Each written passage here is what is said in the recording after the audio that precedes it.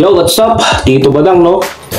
Ito kasi, itong linya ni J Black. Talagang trip na trip ko yung sinabi niya rito, kaya binrake it down ko lang tong version niya, no?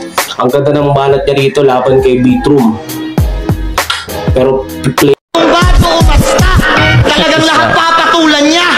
Kaya na-trigger siya nung high school, pinatawag ba naman magulang niya.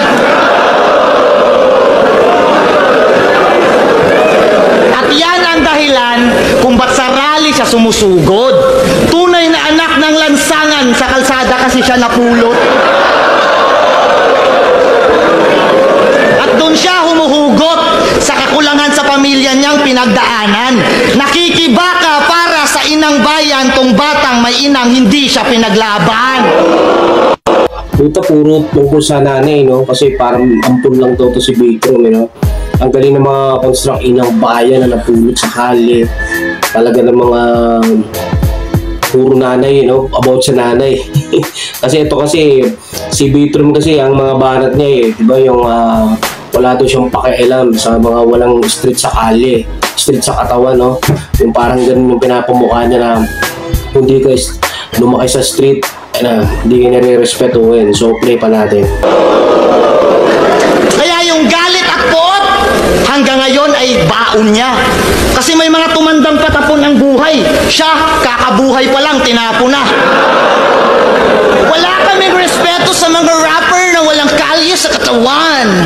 Ang dami mo namang sinasabi. Palibhasa ikaw, yung katawan mo napulot lang sa kalye.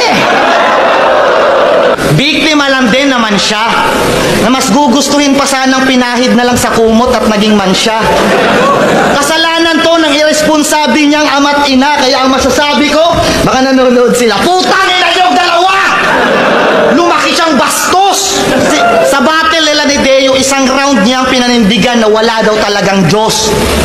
Okay lang naman, paniniwala mo naman yan, boss. Pero ba't iyakin ka pag yung idolohiya mo na nababastos? Perpe ka?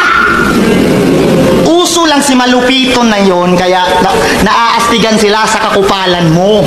Pero marirealize din nilang wak ka. Bigyan mo pa mga tatlong laban to. Isa kang anay, isa kang peste, hindi ka bagay sa larangang to. Andito ka lang para ipagpilitan na tama yung mga pinaglalaban mo. Ano? Kasalanan nyo to.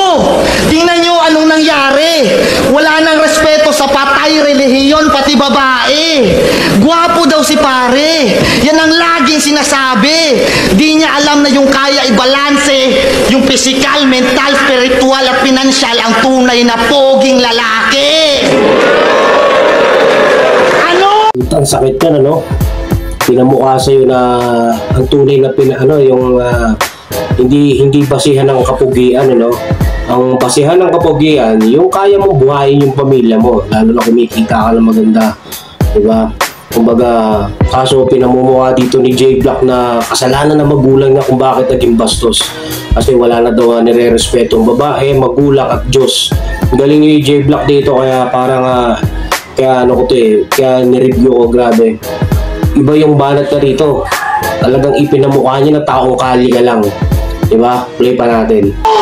Kasalanan nyo to! Kasi kung di nyo siya tinapon, malamang hindi siya naging aktivista. Kung di nyo siya tinapon, malamang hindi siya naging ganap na ateista. Kung di nyo siya tinapon, malamang di niya naisip na inimbento lang ang Pasko ng mga katapitalista. Kasi kung di nyo siya tinapon, malamang na-feel niya regaluhan tuwing Pasko at kasama buong pamilya. Emosyonal, no? Wow, magkusyana. Ha? Ano? Katumandamay ng pamilya Beatroom, merong kabuluhan. Di naman kasi ako katulad mo na puro lang kaululan. Di ba mahilig mandamay ng pamilya to? Yan ay aking naiintindihan. Pinatunayan mo lang sa akin na naiinggit ka lang. Isang anggulo lang, isang round. Pero mga sinabi ko'y tunay to. Anggulo na alam kong masakit para sa'yo kasi tong anggulo na to ang dahilan kung ba't anggulo ng buhay mo. Oh, tangina, ganda yun. Anggulo na isang anggulo lang sa isang round.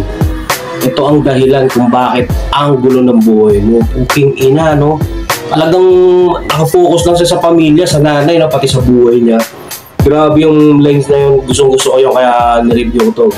iba yung reference niya, no? Talagang tungkol sa nanay, sa tatay, kung paano siya tinapon sa kalye, at yung lumaki siya, nagrebelde siya, kaya naging aktivista siya. Ang galing ng ginawa ni J Black doon. Saludo. Solid yun. Kaya, guys, salamat sa lahat ng nanonood. Alright.